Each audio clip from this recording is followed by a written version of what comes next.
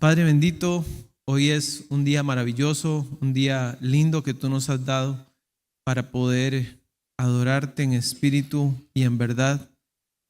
La Biblia dice que esos son los adoradores que usted busca en espíritu, es decir, principalmente en una intención, una disposición de todo nuestro ser, pero sobre todo la parte interna de nuestro ser. Es una adoración de adentro hacia afuera y en espíritu y en verdad, conforme a la verdad que usted nos ha revelado en su palabra, Señor. Gracias porque ellos están aquí, porque tú los has traído. La Biblia dice que usted es el que produce en nosotros el querer como el hacer.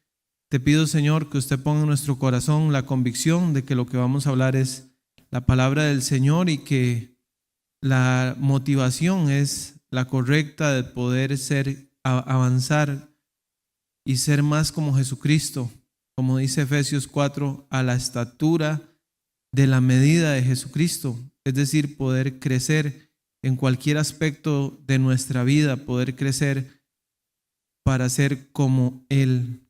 Señor, dirígenos, te pido que me respaldes con este mensaje en el nombre de Jesús. Amén y amén. Bien, puede tomar su lugar.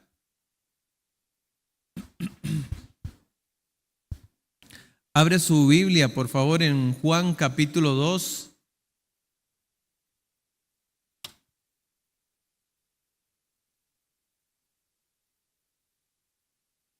Este mensaje se llama Jesús purifica el templo y en realidad no estoy haciendo nada creativo en el sentido de que usé el mismo título que viene en la mayoría de las Biblias. La mayoría de las Biblias usa ese título, Jesús purifica el templo. Ahora, vamos a leerlo y después voy a explicar algunas cosas. Lo primero sería que generalmente cuando recordamos que Jesús entró en el templo con un azote y sacó a los vendedores, a los compradores, a las bueyes, las vacas, las ovejas, etc., pensamos que Jesús hizo eso una vez en 3 años. Y en realidad la Biblia dice que Él hizo esto al principio de su ministerio y al final de su ministerio. Quiere decir que lo hizo en 2 ocasiones. Y no es un dato de poca importancia porque nos muestra algo espiritual que vamos a ver al finalizar este mensaje, qué es exactamente eso, por qué lo hizo en 2 ocasiones. ¿Está bien? Juan 2:13.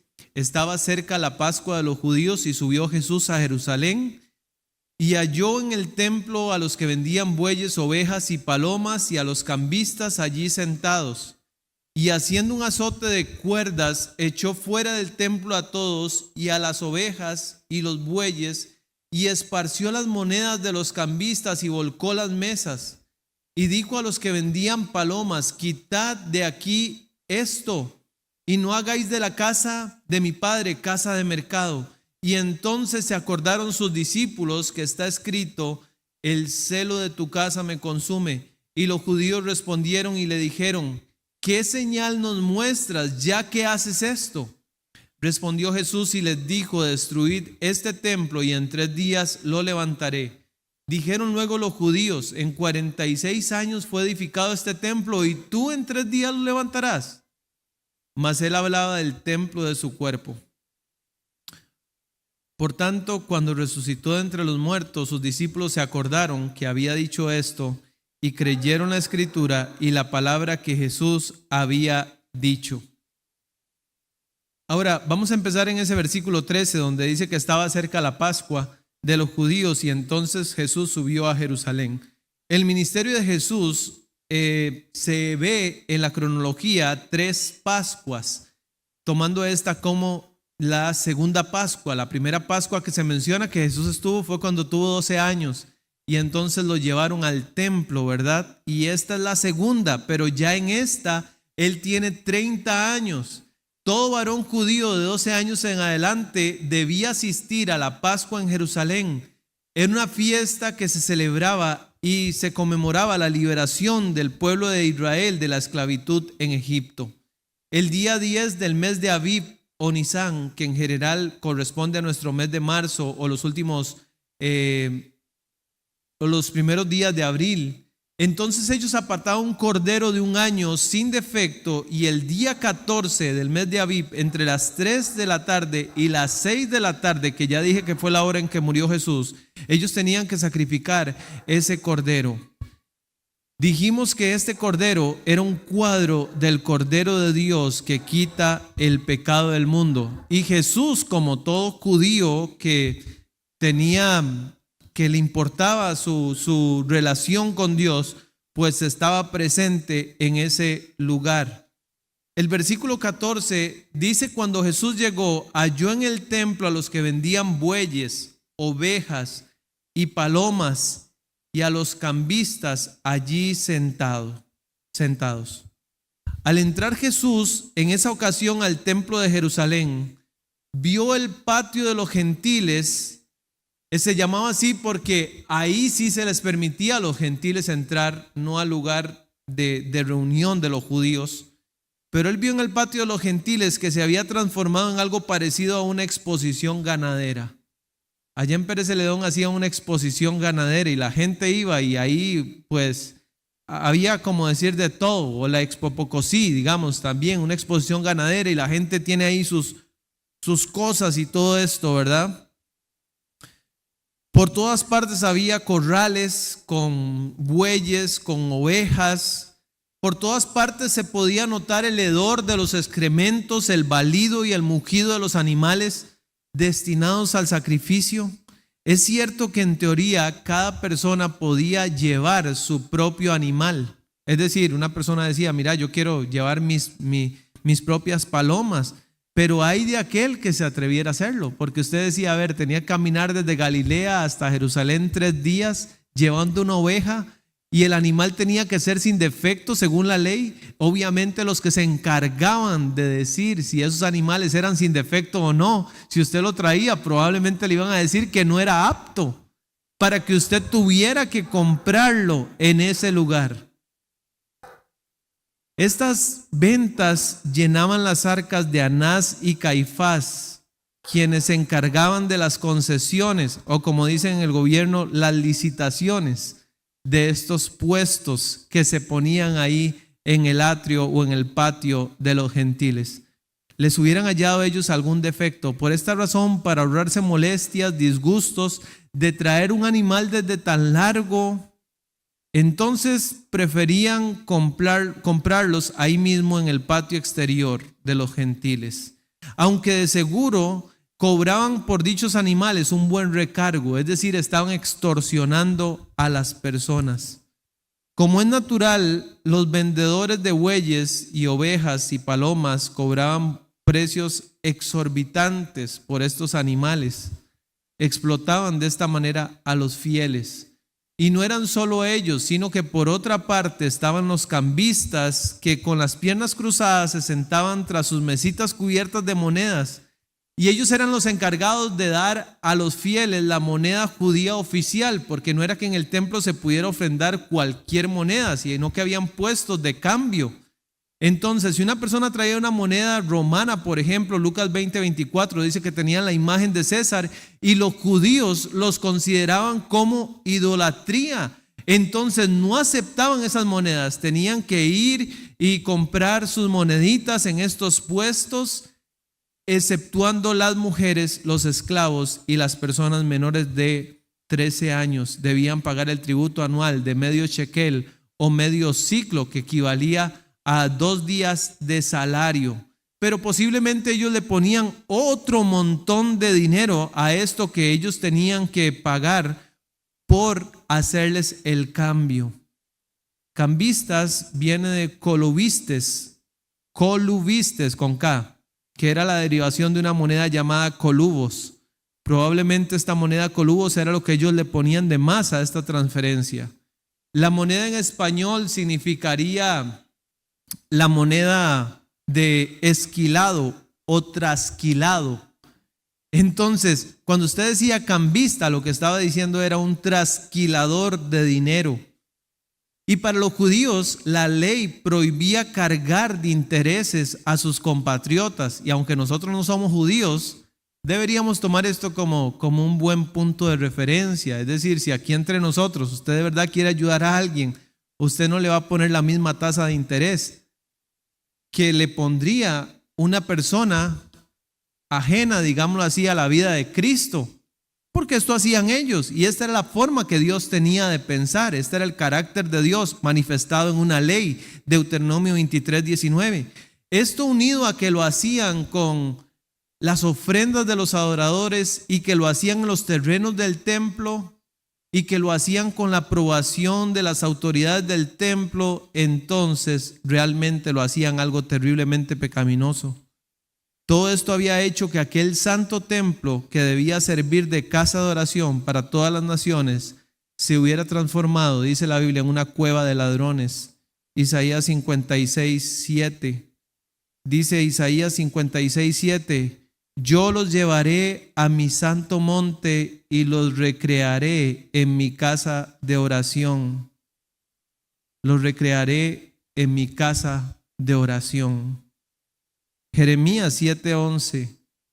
El Señor pregunta: ¿es cueva de ladrones delante de vuestros ojos esta casa sobre la cual es invocado mi nombre? Y Jesús toma las dos profecías, la de Isaías y la de Jeremías, y las une en un versículo en Marcos 11:17. Dice la Biblia, Marcos 11:17.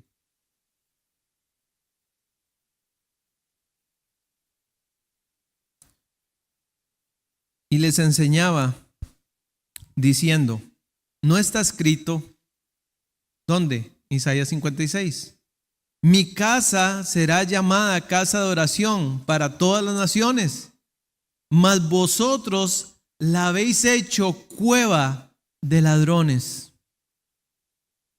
No es difícil de imaginar lo que toda esta actividad hacía a toda la atmósfera de los terrenos del templo. Ovejas balando, bueyes mugiendo, mercaderes regateando, peregrinos indignados, todos levantando sus voces a la vez en medio de un miasma de estiércol de todos esos animales, un hervidero de ruido, de disonancia, de suciedad. Eso es más un mercado que un templo, como lo dijo Jesús. Sin duda, no era ninguna manera ni un ambiente para la adoración. Eso era lo que cada peregrino que llegaba al templo se encontraba: un montón de estiércol, un montón de gritos, un montón de monedas, un montón de convulsión. Era un caos carnal. Juan 2:15 dice: y haciendo un azote de cuerdas, echó fuera del templo a todos. Ahora, generalmente yo interpretaba esta frase como que Jesús se encontró un azote y entonces lo comenzó a sonar y sacó a todos. No, lo que la frase dice es que Jesús hizo con sus propias manos un azote con las cuerdas, que ahí sobraban muchas porque había muchos animales y se amarran con cuerdas. Entonces él mismo hizo un tipo de nudo con esas cuerdas, de tal manera que él lo pudiera usar como un azote.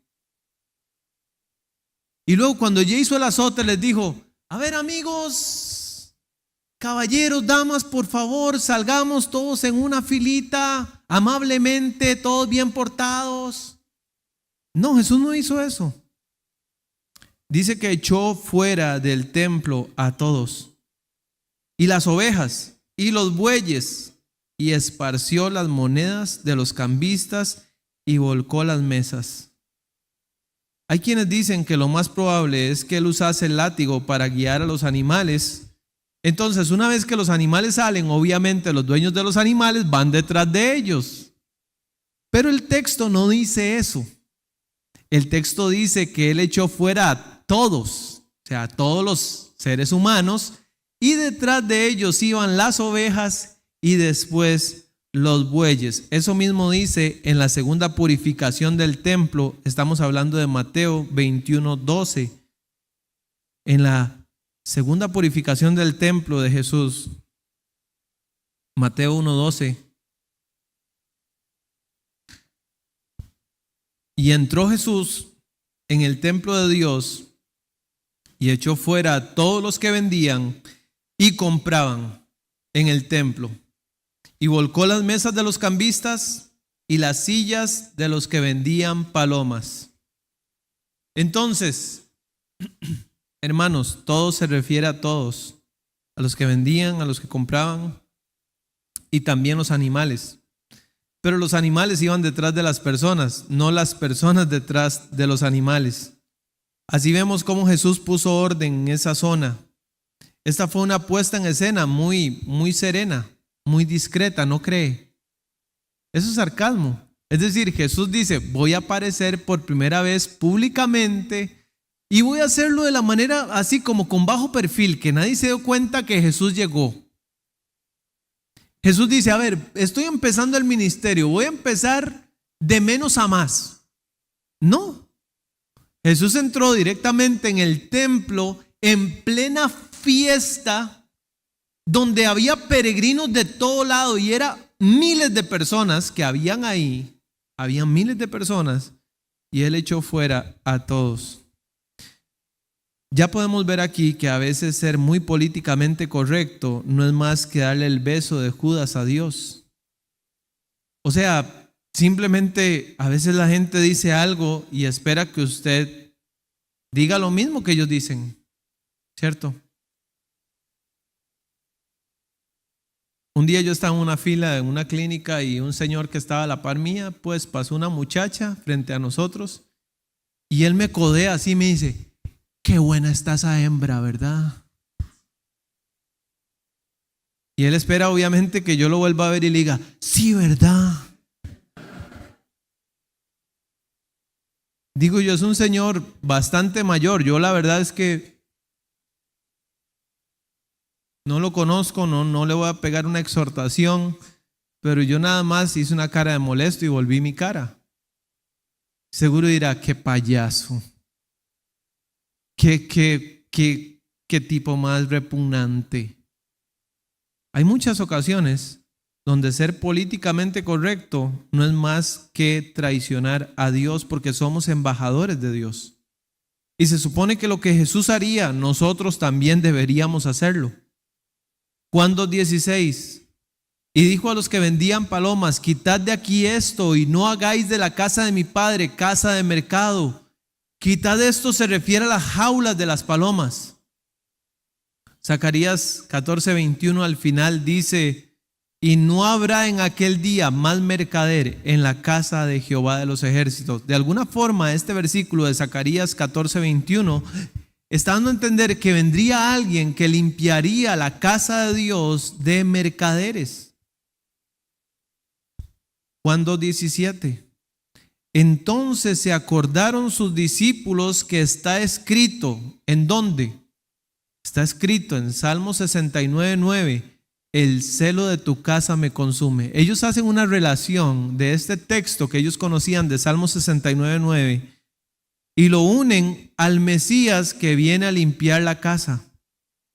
Cuando sus discípulos vieron lo que estaba pasando, recordaron este Salmo 69:9, donde se predecía que cuando el Mesías viniese, sería consumido por el celo de las cosas de Dios. Ahora veían que Jesús manifestaba una intensa determinación de que la adoración a Dios debe ser pura. ¿Usted es estricto, sí o no, con el agua? Por ejemplo, si la botella dijera 1% de coliformes, o sea, solo es un 1%, no pasa nada. 99% agua pura, 1% coliformes, me la tomo con mucho gusto.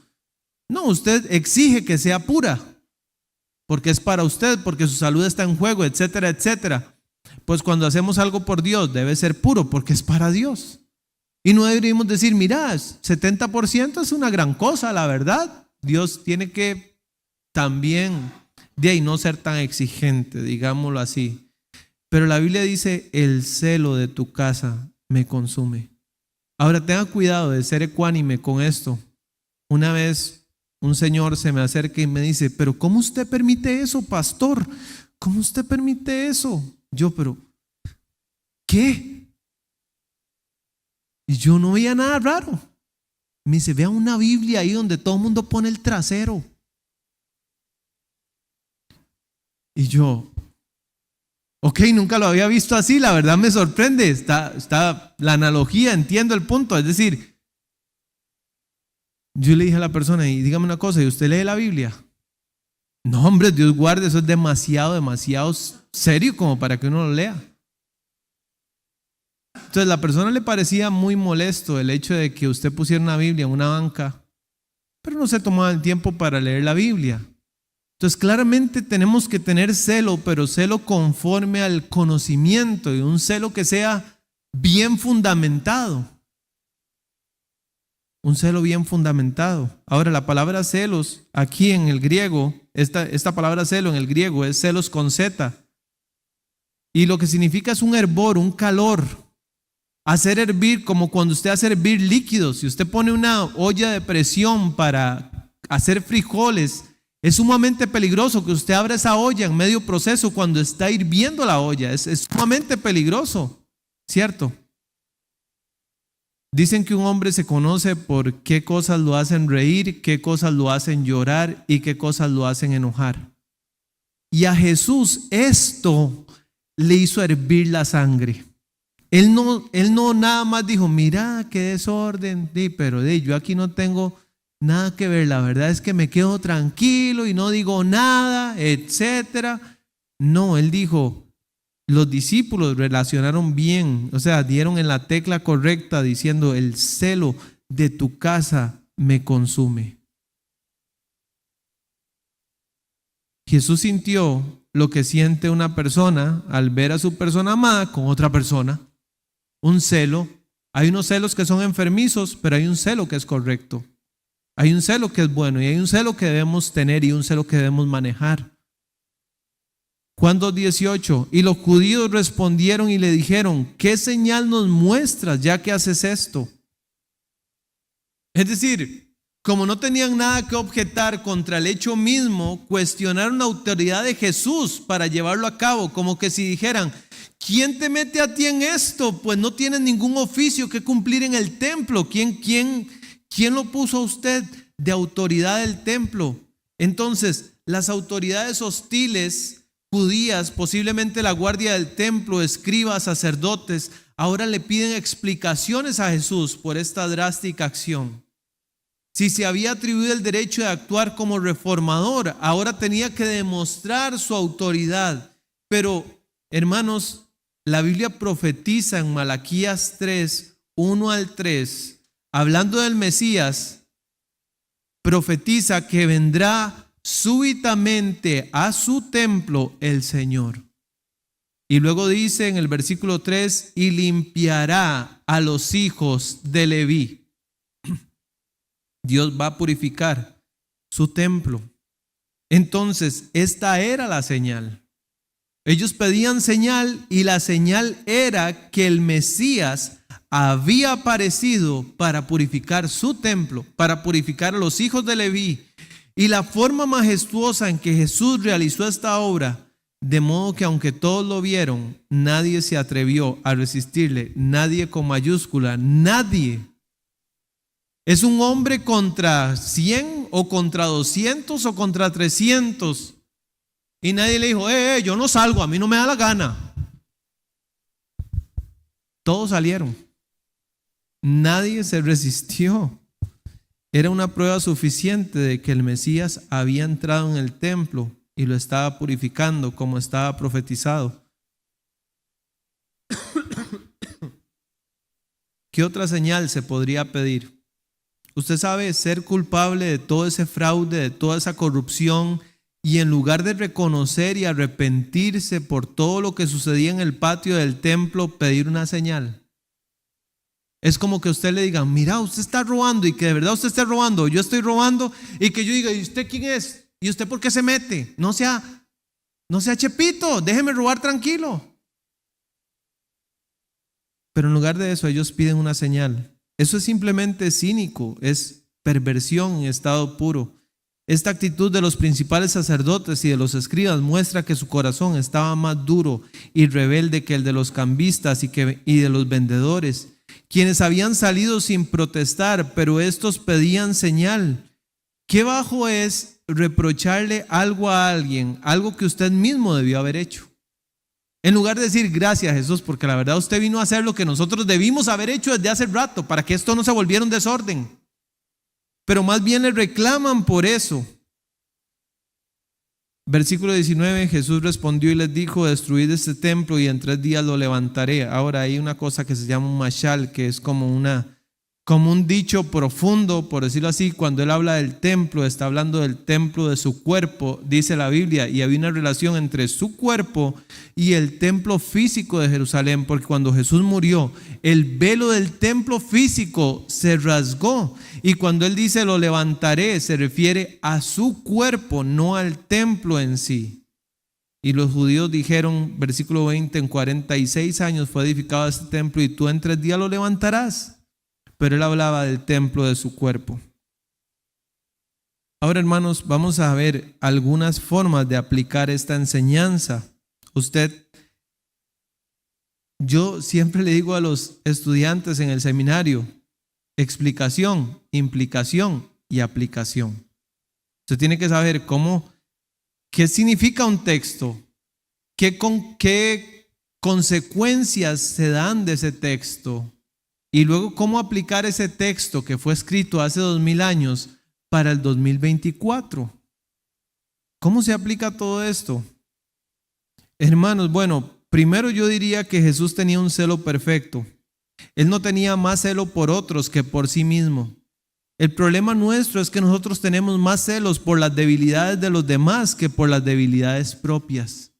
Y nos resulta fácil ver las inconsistencias en las vidas de los otros y nos resulta difícil ver nuestras propias inconsistencias. ¿Por qué esa Biblia está en la banca donde ponemos el trasero? Eso es muy fácil verlo. Es más, yo nunca lo había visto. Yo le dije: ¿usted lee la Biblia? No. Es decir, a él no le importaba que no leía la Biblia, pero le importaba mucho que alguien la puso en un lugar inadecuado. Entonces, hermanos, tenemos que ser consecuentes. Segunda de Corintios 10:6 dice, Segunda de Corintios 10:6 dice: estando prontos para castigar toda desobediencia, cuando vuestra obediencia sea perfecta. Es decir, usted, para poder reprender a alguien o hacer algo, tiene que tener una plataforma moral y estar seguro de que usted tiene esa plataforma moral y de que usted va a decir algo y no le van a salir con otra cosa, tal vez igual o peor que lo que usted está señalando. Entonces, aquí le digo que nunca tenga temor de hacer lo que es correcto. Ahí mismo pudieron haber linchado a Jesús, pero cuando usted hace lo que es correcto por las motivaciones correctas, la Biblia dice: debemos exhortarnos unos a otros. Eso quiere decir que si usted ve una mala actitud en algún hermano, usted puede decírselo. No es como que la persona le diga: a ver, muéstreme el título de pastor para ver, muéstreme la insignia o muéstreme el título del seminario. A ver, entonces así usted me puede exhortar. No, la Biblia dice: exhortémonos unos a otros. Si usted es una persona humilde, usted va a escuchar si otra persona le dice algo que usted puede mejorar. Y usted va a agradecer eso. Y usted debería abrazar a esa persona y decirle: gracias por decírmelo, porque la verdad yo no lo notaba. Gracias por decírmelo. Otra aplicación, esta es muy importante. Esta purificación del templo es como una preparación para entender la purificación del templo espiritual que ahora somos nosotros los creyentes, como piedras vivas. Es decir, si Dios purificó el templo en Jerusalén, Dios nos va a purificar a nosotros, porque ahora somos su templo. Primera de Corintios 3:16 dice la Biblia, Primera de Corintios, si puede buscarlo, yo sé que aparece ahí también, pero búscalo en su propia copia de la Escritura. Primera de Corintios 3:16 dice: ¿no sabéis que sois templo de Dios y que el Espíritu de Dios mora en vosotros? Ahora, hermanos, atención, por favor, porque el capítulo 6 habla de que nosotros somos templo del Espíritu Santo, pero este versículo no habla de que nosotros somos templo o que yo soy templo del Espíritu Santo, sino que está hablando de la iglesia como un templo. ¿Sí me voy a entender? Hay una variable entre el capítulo 3 y el capítulo 6. Yo soy templo del Espíritu Santo, eso se refiere al capítulo 6. Y el capítulo 3 dice, nosotros como iglesia somos templo del Espíritu Santo. Si alguno destruyera el templo de Dios, Dios le destruirá a él. ¿Por qué? Porque a veces en nuestro afán de que nuestros hijos no destruyan su cuerpo, entonces pensamos cigarrillos, drogas, alcohol, y este versículo calza perfecto. Si alguno destruye el cuerpo de Cristo, Dios le destruirá a él. Es decir, lo que significa ese texto es, si alguno intenta algo contra su iglesia, Dios le va a destruir a él. Porque su iglesia es su cuerpo. Entonces, su iglesia como su cuerpo, como su templo, va a ser también purificada. La Biblia dice en Efesios 4:12, a fin de perfeccionar a los santos para la obra del ministerio, para la edificación del cuerpo de Cristo, de quien todo el cuerpo bien concertado y unido entre sí por todas las coyunturas que se ayudan mutuamente, según la actividad propia de cada miembro, recibe su crecimiento para ir edificándose en amor. Primera de Corintios 12:13 dice, porque por un solo espíritu fuimos todos bautizados en un cuerpo. Por un mismo espíritu, todos los creyentes aquí fuimos bautizados por un mismo espíritu. ¿Cuál? El Espíritu Santo de Dios, la tercera persona de la Trinidad.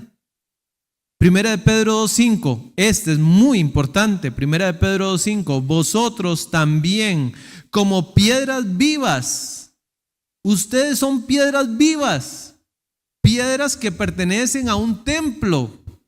Y como piedras vivas que formamos un templo espiritual, sed edificados como casa espiritual y sacerdocio santo para ofrecer sacrificios espirituales aceptables a Dios por medio de Jesucristo. Y Primera de Pedro 4:17 dice Primera de Pedro 4:17, porque es el tiempo de que el juicio comience por la casa de Dios. Y si primero comienza por nosotros, ¿cuál será el fin de aquellos que no obedecen al Evangelio de Dios? Entonces, como iglesia tenemos mucho la tentación de estar diciendo, mira, es que afuera, es que aquella gente, es que aquellos pecadores, es que aquellos impíos. Pero la verdad, cuando Cristo venga a juzgar al mundo, el lugar donde va a empezar es en su casa. Ese va a ser el primer lugar. Por eso Él comenzó y terminó su ministerio público purificando el templo en la época de la Pascua, que fue lo primero que dije. Es decir, porque para Dios la purificación de su iglesia es importante. La iglesia no puede entretenerse en señalar los pecados de los que están afuera e ignorar los pecados de los que estamos adentro. Tercera aplicación. Aunque Jesús va a trabajar y vivir la mayor parte de su ministerio en Galilea, aparece en Jerusalén por primera vez de manera pública y no le importa. Es decir, Jesús no hace el mínimo intento por presentarse como alguien positivo y diplomático. Entonces, ¿por qué a nosotros nos importa tanto? ¿Usted es cristiano? Más o menos. ¿Y cómo? Entonces usted es de los que no pueden tomar. Bueno, es que la religión a mí no me lo permite. Mejor dicho, ¿qué le digo? El pastor me llamaría y me reclamaría. ¿Y usted baila? Yo sí bailo un montón, pero no, es que la iglesia que yo voy no se permite. Jesús, ¿qué hubiera dicho? Jesús no quería quedar bien con la gente, no le interesaba eso. A Jesús le interesaba una cosa, quedar bien con Dios. Eso era lo que a él le interesaba. Jesús era el tipo de hombre que lo consumía el celo de su casa y el celo de sus cosas. Era un hombre que consideraba profundamente lo serias que son las cosas del Señor y deseaba no solo reverenciar eso, sino también que otros lo hicieran. Entonces, ¿para qué purificó el templo? Si él ve el desorden y se hace el loco, perdónenme la expresión, ¿qué pierde él? Uno diría, nada. O sea, más bien, ¿por qué se mete? Si la gente quiere tener su desorden, que no se metan con mi desorden. ¿Por qué Jesús interrumpe el desorden? O sea, no es solo que usted tenga un alto estima de la casa de Dios y de las cosas de Dios, sino que usted le enseña a otros a tener esa alta estima de las cosas de Dios. ¿Amén o no amén? No, hombre, es que yo le voy a estar diciendo a esa persona se enoja conmigo. Si yo le digo algo.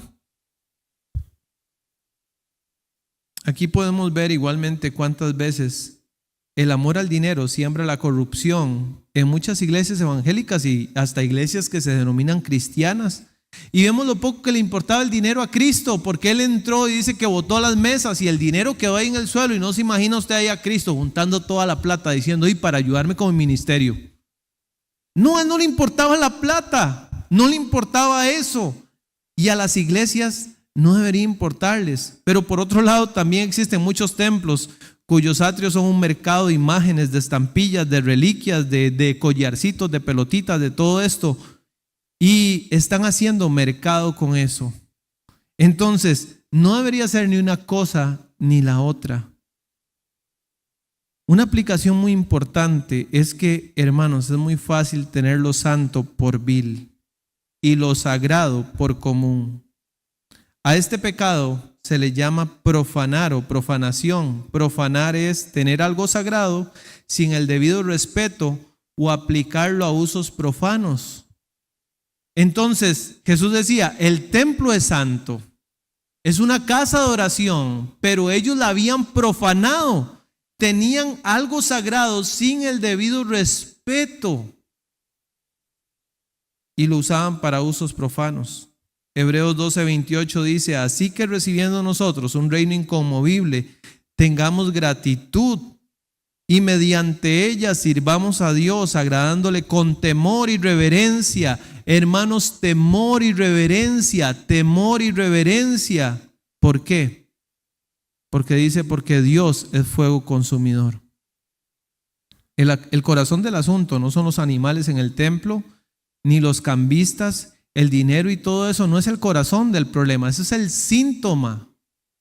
El corazón es la ausencia de un encuentro continuo con Dios, un encuentro reverencial que es hasta aterrador, que es impactante, sobrecogedor, tembloroso, que le hace cerrar la boca y que le dice a usted lo grande que es Dios y la reverencia que un Dios tan grande merece.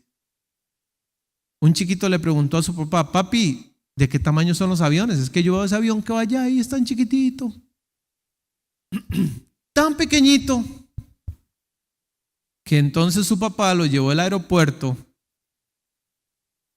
y lo acercó lo más que pudo al avión más grande que él encontró y le dijo, papi, dígame una cosa, ¿ahora usted sigue pensando que los aviones son pequeñitos? Y él dijo, no, ese avión es grandísimo. Es grandísimo. Entonces, básicamente es dependiendo de donde usted esté, así usted va a ver a Dios. Si usted ve a Dios muy pequeñito y su reverencia es pequeñita a causa de eso, es porque usted está lejos de Dios. Pero si usted tiene un temor reverencial de Dios, eso indica que usted está cerca de Dios, que usted entiende delante de quién está, que no es cualquier ser y que se le trata de cualquier forma y que cualquier cosa lo agrada a Él. ¿Sabe? Yo recuerdo la primera vez que leí 2 de Samuel capítulo 6, allí encontré la historia de la muerte de un hombre que se llamaba Usa. El pueblo de Israel estaba transportando el arca y dice que los bueyes tropezaron, entonces el arca se iba a caer. Entonces un gran hombre con grandes intenciones, con muy buenas intenciones, para que el arca no se cayera, le puso las manos. Y este hombre evitó que el arca se cayera. Y usted dirá, y a Usa le hicieron un monumento por eso. Pero el texto dice, 2 de Samuel 6:6,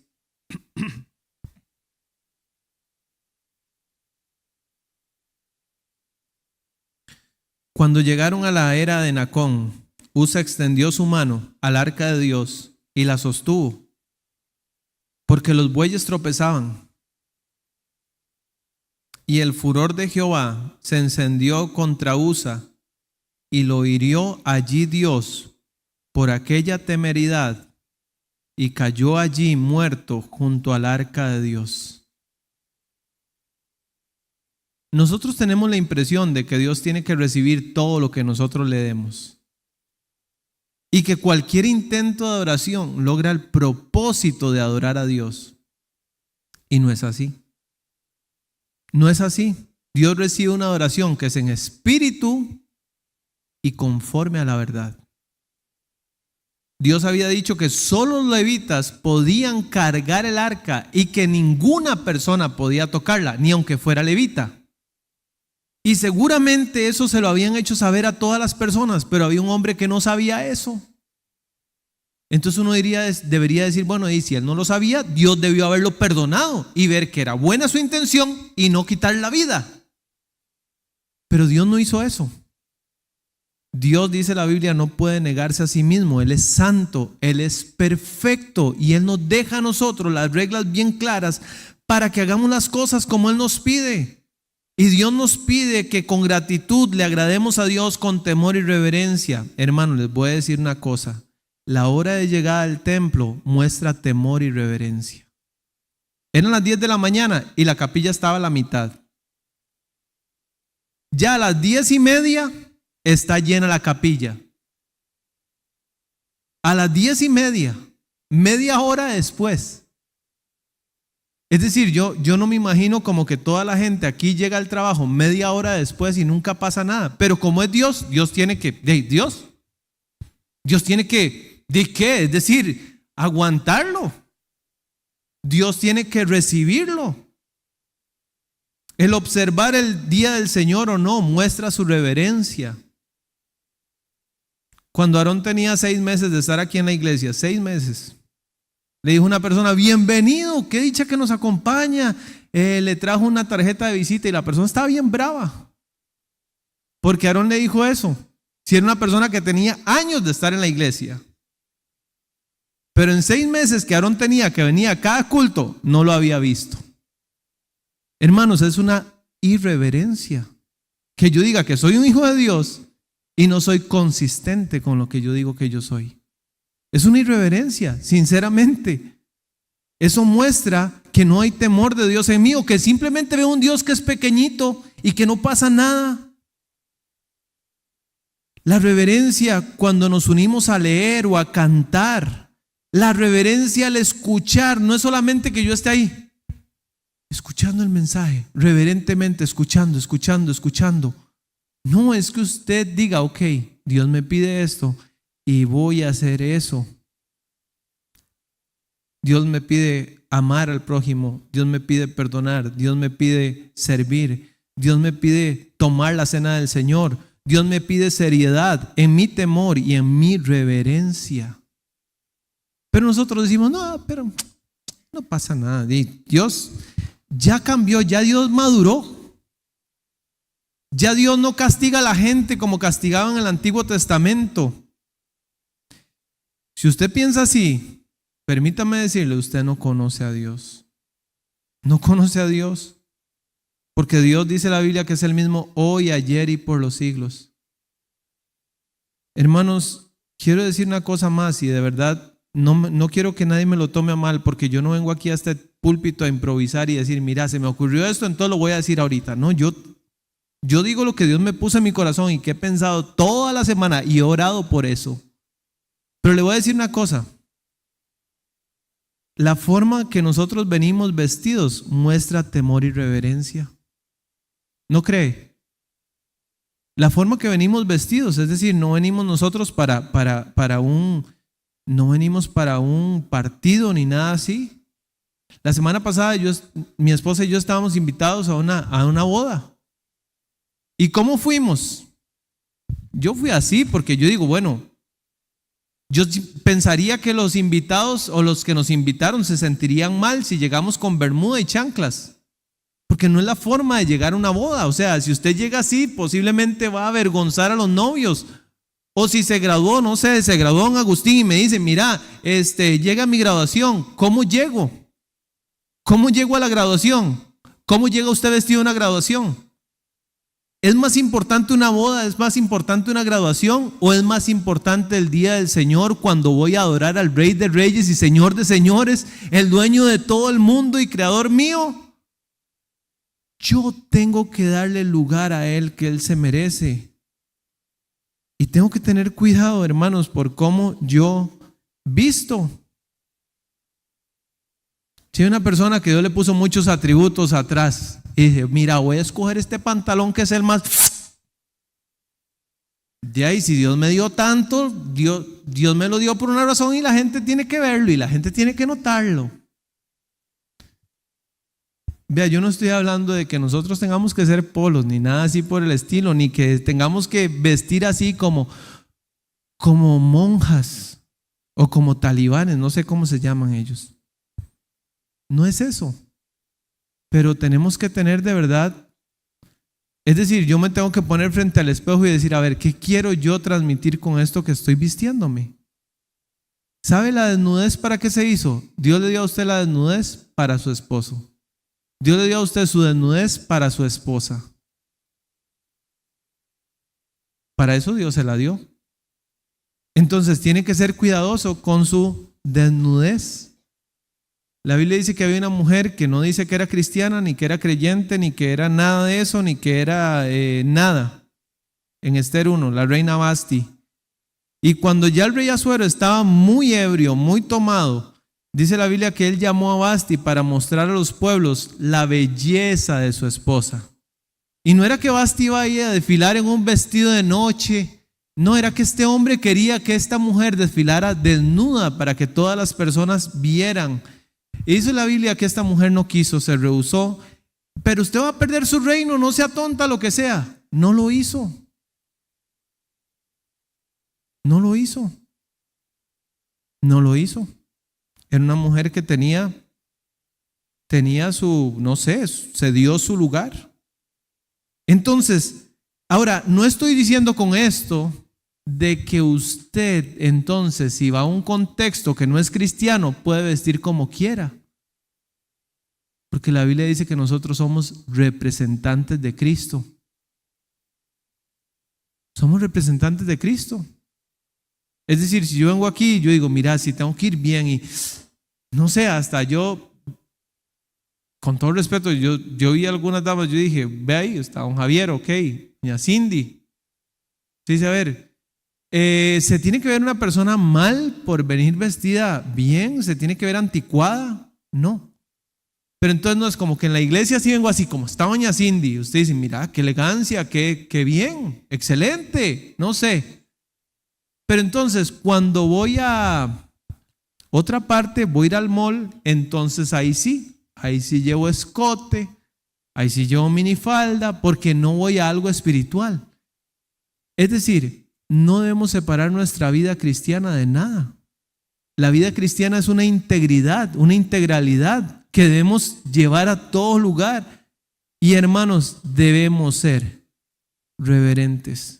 Por último, y no menos importante, deberíamos recordar que el cuerpo de cada cristiano es templo del Espíritu Santo. Así que como el Señor Jesús tenía el afán por el templo de Jerusalén fuese mantenido puro, igualmente nosotros debemos ser solícitos para que nuestros cuerpos sean cedidos al Señor para una limpieza continua. ¿Sabe? Está este asunto de los algoritmos y todo eso.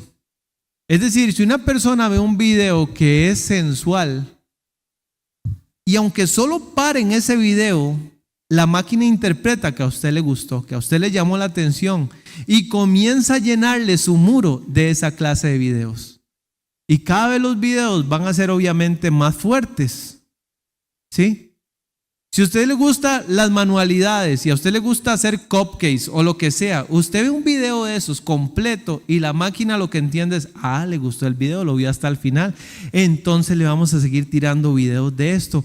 Y cuando usted se da cuenta, usted prácticamente es pastelero con todos los videos que ha visto. ¿Por qué? Porque la máquina le está diciendo a usted qué es lo que a usted le gusta ver y qué es lo que le gusta hacer. Entonces usted tiene que cuidar sus ojos porque usted es templo del Espíritu Santo. Tiene que cuidar a qué usted le presta oídos. Usted tiene que cuidar a dónde lo llevan sus pies porque usted es templo del Espíritu Santo. Y sobre todo, usted tiene que pensar muy bien qué permite usted que transite en su mente. Porque la mente es lo que hay que cuidar más. La Biblia dice, sobre toda cosa guardada, guarda tu corazón. No es esto. La Biblia dice, ¿cuál es su pensamiento en su corazón? Tal es él. ¿Cuál es su pensamiento en su corazón? Usted tiene que guardar sus pensamientos. Hermanos,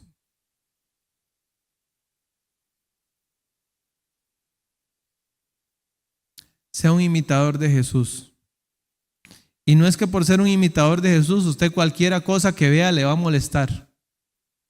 Y que usted dice, mire, este perullina, ¿quién se lo comió y dejó aquí ¿cómo es la envoltura? Y entonces usted por todo se va a enojar. No es eso. Pero sí tiene que tener un celo por la casa del Señor. Porque Jesús tuvo un celo por la casa del Señor.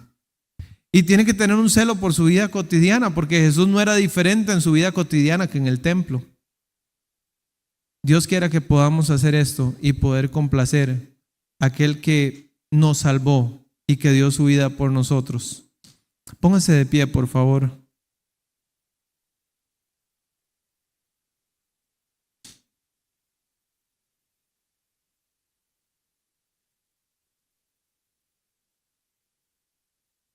Dice la Biblia que Jesús hablaba de su cuerpo. Un día nuestro cuerpo va a resucitar y vamos a ser transformados y vamos a ser perfeccionados. Pero mientras tanto, usted tiene que ejercer el dominio propio, la santidad, la piedad, el temor de Dios, tener cuidado cómo usted habla. Hermanos, tenemos que tener cuidado por cómo hablamos. Yo he escuchado jóvenes de la iglesia decir, no, hombres, mis papás son unos hipócritas. Aquí en la iglesia sí hablan de lo más bonito, pero en la casa, ay, usted los escuchará en la casa. Tenemos que tener cuidado con qué le prestamos atención, con las series que vemos. Y tenga cuidado de no estar alejándose de Dios, de modo que usted lo vea más pequeño cada vez. Y entre usted más pequeño lo vea, como yo dije, estas cosas que van pasando no son el corazón del asunto. Descuidar los domingos no es el corazón del asunto, es el síntoma. Descuidar no sé, mi lectura, mi oración, no es el corazón, es el síntoma de que yo me estoy apartando del Señor, de que no veo santo lo que Dios ve santo, de que no veo limpio lo que Dios ve limpio. Ojalá que podamos llamar santo a lo que Dios ve santo y limpio a lo que Dios ve limpio. Padre Celestial, Señor, dice la Biblia que es necesario que el juicio comience por la casa de Dios. Cuando vemos el libro de Apocalipsis, vemos que cada iglesia en Asia Menor tenía una personalidad, digámoslo así, distinta. Unas eran permisivas, otras eran muy bíblicas. Una era muy trabajadora, pero había dejado su primer amor. Otra era una iglesia muy rica y se creía que estaba muy bien porque era muy rica, etc. Es decir, nosotros como iglesia tenemos que desarrollar nuestra propia personalidad. Y queremos que lo que nos distinga sea ser una iglesia donde hacemos las cosas no porque hay una obligación, no porque hay un deber impuesto, escrito sobre roca y que tenemos que hacerlo sí o sí aunque nos cueste toda la vida. No, queremos desarrollar un amor genuino y real que disfrute, que se goce de hacer lo que usted pide y que sea una iglesia obediente, que sea una iglesia reverente, que sea una iglesia temerosa. Señor, que sea una iglesia que de verdad procura estar lo más cerca a usted que humanamente sea posible. Señor, te pido que si aquí hay alguien que todavía no es parte de su cuerpo, que es la iglesia, esa persona pueda reconocer hoy su necesidad de un Salvador, para que bautizado, como decía ahí 1 Corintios 12, todos fuimos bautizados con un mismo espíritu y hechos parte de un mismo cuerpo. Señor, para que recibiendo de usted la regeneración, el nuevo nacimiento y obviamente la persona dando su consentimiento, Señor, diciendo yo quiero creer en el Señor, yo quiero arrepentirme, pueda ser añadido a usted, Señor. Y entender que eso no va a ser el final del proceso, sino más bien el comienzo, un comienzo de purificación, porque usted purifica a su templo, usted purifica a su iglesia, usted purifica a su novia para presentársela sin arruga y sin mancha. Señor, gracias por eso, gracias por sus promesas. Y te pido, Señor, que no podamos tomar esto como algo gravoso, como una carga o como algo ofensivo, sino más bien como el deseo suyo para nosotros en este día. Te lo pido, Padre Celestial, en el nombre de Cristo Jesús. Amén y amén.